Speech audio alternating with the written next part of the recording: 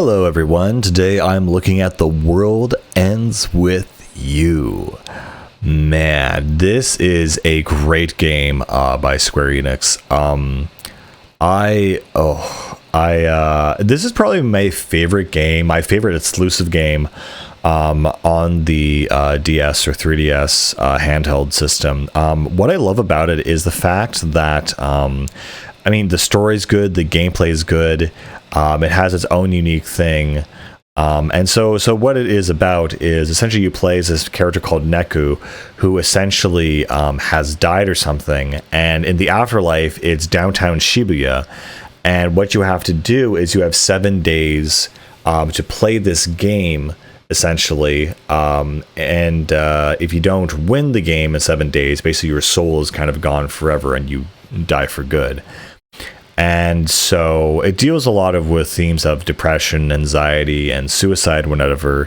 And so Neku throughout his journey meets other characters who also ended up in this world. And so it's a weird thing between reality and unreality where you can still interact and talk with normal people, but also you fight these enemies called noise, which are these spirits that basically hover over people's heads. And so when you engage in fights with the noise, they have these really cool sprite animated battles, and you use the stylus to basically fight them. And instead of having different attacks, you have these things called pins. And so literally like the pins you'd collect at a convention or something are your different powers.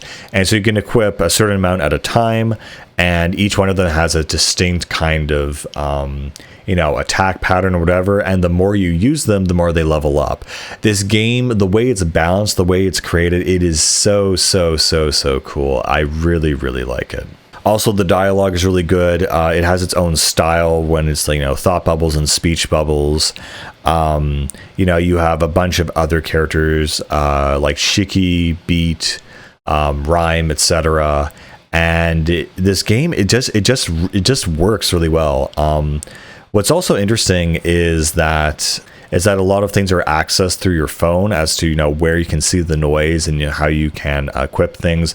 Another really cool thing is that you go to like the fashion stores, and depending on your fashion will determine what kind of stats you have. So if you buy like really like a sports t-shirt, it'll increase your offense and stuff like this.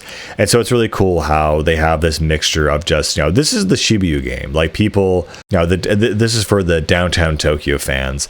But again, it's so relatable to everything else. It's just really cool. And thinking about it, the whole aesthetic and design of this game, it reminds me a lot of Persona 5. It's very similar. I've just noticed in a lot of different ways. Again, this game has also very memorable bosses. Each day you'll have kind of a different character to go up against, and basically you have to find a way to foil their plans. And basically, again, you have 7 days to win the game, and which involves taking out the other players. So you also have to be careful who you trust and all that kind of stuff. Also, you can explore the environments in it's very cute sprite-based style. This game really is a mixture of like Kingdom Hearts and maybe like Persona. It's very cool, and it's kind of weird we didn't get a sequel until very recently. We're called it was Neo: The World Ends With You, which is on Switch. And I tried that one, but I don't know, it didn't have the same kind of vibe and feel that I got from this game. I might get back into it, but this one is an absolute classic, and again, probably my favorite game on handheld. Oh, and of course, because the style of the game, the music is great. There are some absolute bangers in this game that are just really cool, really fun to play. I think there were some weird abilities too. Like I think there were some pins where you had to yell into the microphone on the 3DS to activate them, and it would like attack all the enemies on screen. So there was like a lot of really innovative stuff that was taking advantage of the hardware of the time for this system, which I just think is really neat. Oh yeah, one of the characters I was thinking of is this one guy who is like super into math, and he calls you Super Zeta Slow, and he does like the square roots of numbers. Like he's this hip hop cool dude who's like all about quadratic equations and stuff. And so they're just crazy characters that fit into this really cool universe. And yeah, it has a really emotional ending with it reveals, Neku's real identity and Shiku's real identity, and they kind of work together essentially to go forward. And the theme of The World Ends With You is it gets very emotional and very philosophical. And I've heard a lot of people say, they may say, oh, this game changed my life.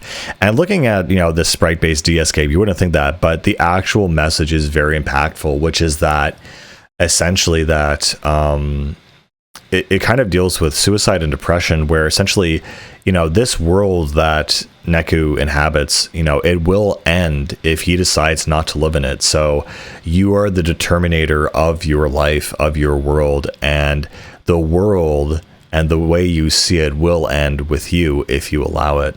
And it has a really, honestly, a very positive message on life in general by the end of the game that really took me aback. I'm just really impressive. And again, the gameplay, the presentation, like this DS game is the DS game in terms of handhelds. Like besides Pokemon, there's nothing quite like this. And I'm really impressed by it. There's something very iconic and soulful about it that makes it a classic handheld game. And that's pretty much all I can say. Amazing game. Definitely play it. See you later, guys.